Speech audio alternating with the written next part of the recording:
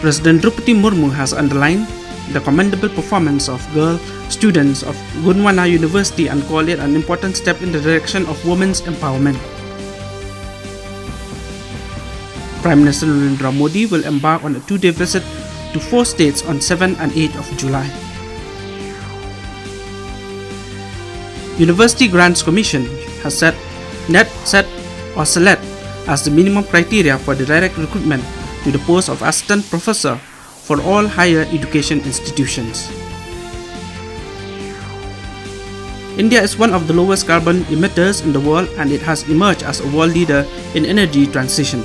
This was stated by Power Minister R.K. Singh while inaugurating the first international conference on green hydrogen in New Delhi today.